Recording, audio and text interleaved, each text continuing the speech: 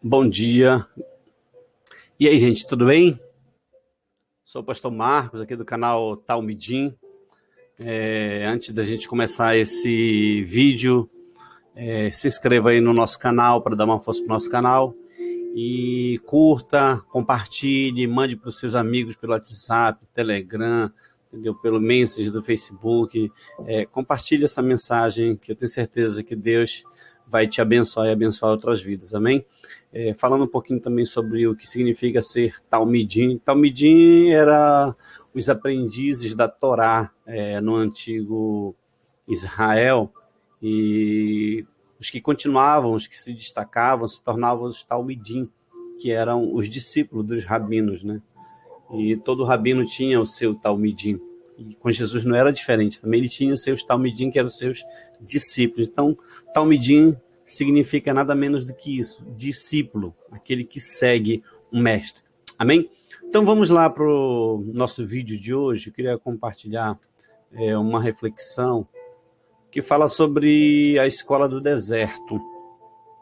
Talvez você possa se identificar com isso, ou talvez você possa identificar alguém que esteja passando por isso e pode acabar enviando essa mensagem para alguém, ok?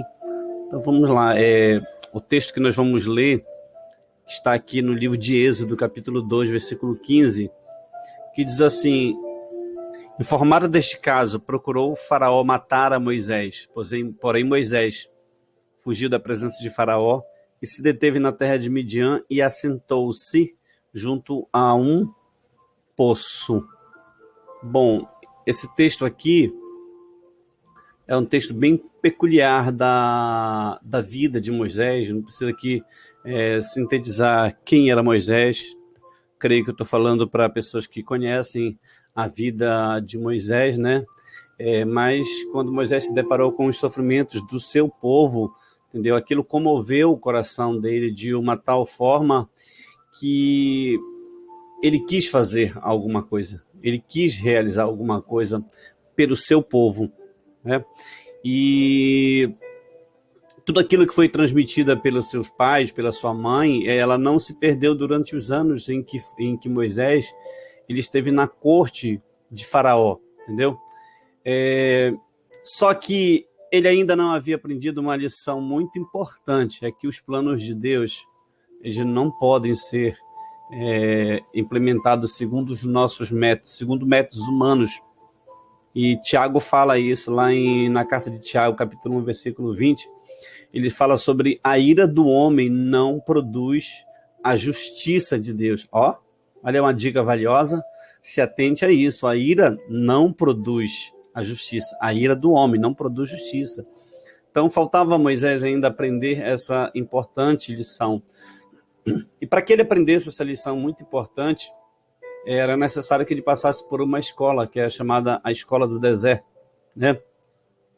Por que precisava passar por essa escola? Porque havia confiança demais nele, entendeu? Ele tinha confiança na sua própria força. Ter autoestima é uma coisa, agora a gente não pode se superestimar demais, se achar muito, e ele se achava muito, entendeu? Muito justo, muito forte, muito honesto, entendeu? E isso desqualifica o homem. Quando ele tem esse tipo de pensamento, desqualifica o homem para servir aos propósitos do Senhor. Deus tinha que trabalhar muito profundamente na vida de Moisés para mudar isso, para melhorar isso, entendeu?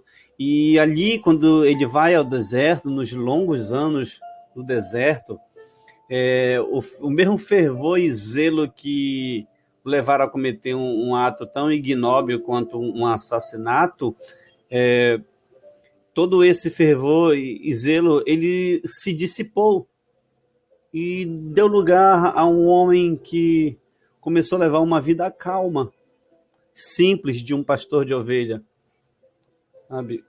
E quando tudo isso desaparece, quando todos os anelos e sonhos desaparecem do seu mundo interior, Deus o visita ali, naquela missão que ele estava cumprindo. Deus lhe deu uma missão de libertar o povo de Israel ali no deserto. aonde o deserto mudou, aonde o deserto transformou, moldou o líder que Deus queria que ele fosse. Então preste atenção naquilo que você está vivendo. Talvez aquilo que você esteja vivendo esteja moldando aquilo que Deus quer que você se torne. Bom, realmente, muitos podem dizer os caminhos do Senhor são estranhos. Quem somos nós para pensarmos diferente, né? Interessante que quando Moisés quis servir ao Senhor, o Senhor não permitiu. E quando o profeta já não tinha mais nenhum interesse, Deus lhe chama para cumprir uma tarefa. Tá? Por que isso, pastor? Porque Deus não dá importância às nossas ações, mas ao nosso caráter. Ele quer mudar o nosso caráter. Tem uma frase de um grande evangelista chamado Moody, que ele, falando sobre Moisés, ele fala exatamente assim, ó. Nos primeiros 40 anos de sua vida, Moisés pensava ser uma pessoa importante.